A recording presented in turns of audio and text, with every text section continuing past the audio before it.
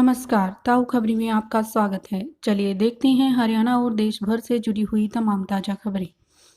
IARI के बनाए capsule से हर साल फसल कटने के बाद पराली जलाने के झंझट से छुटकारा मिल सकता है। 5 रुपए के कैप्सूल से खत्म होगा पराली जलाने का झंझट, जमीन बनेगी उपजाऊ, वायु प्रदूषण होगा कम।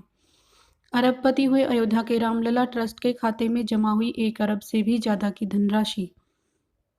हाथरस केस के गवाहों की सुरक्षा पर हलफनामा दे यूपी सरकार, सुप्रीम कोर्ट का आदेश।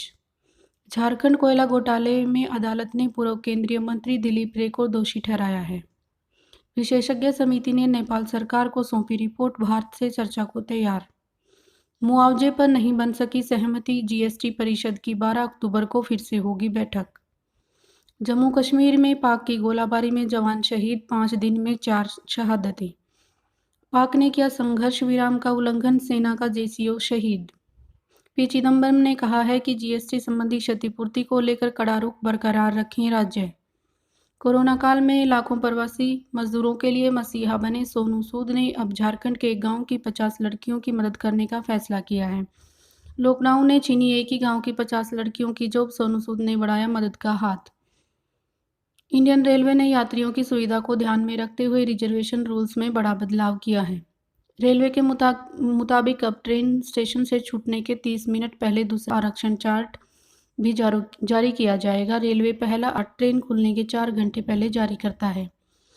सुशांत सिंह केस मामले में 20 अक्टूबर तक बढ़ी रिया शोविक की न्यायिक हिरासत। बिहार चुनाव में एनडीए में सीट बंटवारे का ऐलान, जेडीयू को मिली 122 सीटें। नीतीश को घेरने के लिए लोजपा की बी टीम के रूप में इस्तेमाल कर रही भाजपा। बुजुर्ग और कोरोना मरीज बैलेट पेपर से करेंगे मतदान, संवेदनशील बूथों की मैपिंग शुरू।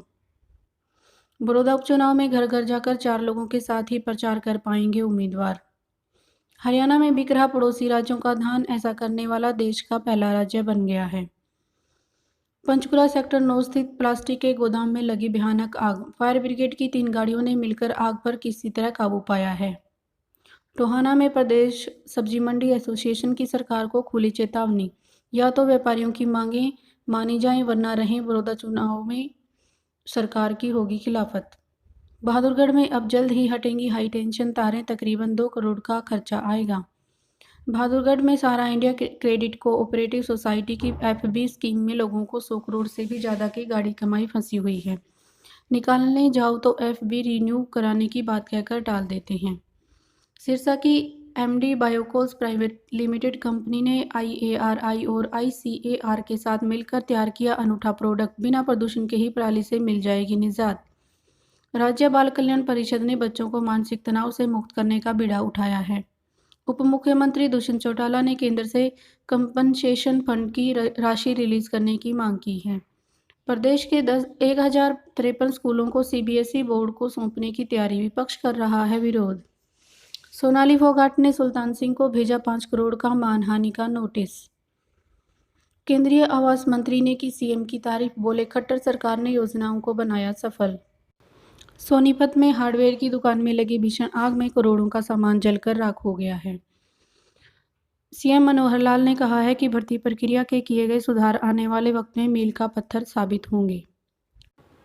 फरीदाबाद में लघु सचिवालय के बाहर कृषि कानून के खिलाफ इनेलो का विरोध प्रदर्शन।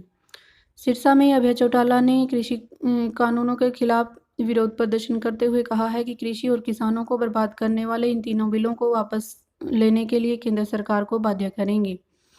सिरसा में किसानों पर हुए लाठीचार्ज पर बोले विधायक अभय सिंह चौटाला, सरकार को इसके परिणाम भुगतने होंगे। कृषि कानूनों के खिलाफ भिवानी में आईएनएलडी का विरोध प्रदर्शन।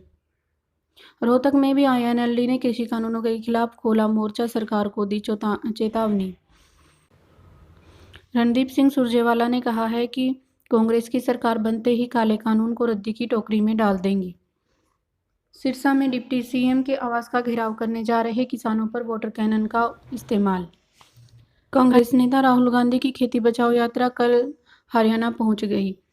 कृषि कानून के खिलाफ राहुल गांधी की ट्रैक्टर रैली को पहले हरियाणा के बॉर्डर पर रोक दिया गया था। हालांकि बाद में राहुल गांधी के ट्रैक्टर सहित 3 ट्रैक्टरों और बस 100 लोगों को राज्य में प्रवेश करने की इजाज़त दे दी गई। हिसार में स्वास्थ्य विभाग को कोरोना टेस्ट बढ़ाए जाने के निर्देश दिए गए हैं।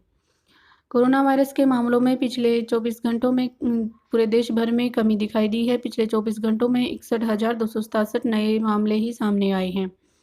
गुरुग्राम में अब रात को भी होंगे कोरोना के टेस्ट, त्योहारों के मद्देनजर लिया गया फैसला। नूंह में कोरोना के 6 नए मामले सामने आए, 23 मरीज स्वस्थ हुए। डिप्टी सीएम दुष्यंत चौटाला भी मिले कोरोना पॉजिटिव। सनराइजर्स हैदराबाद के तेज गेंदबाज भुवनेश्वर कुमार चोटिल होने के कारण टूर्नामेंट से बाहर हो गए हैं।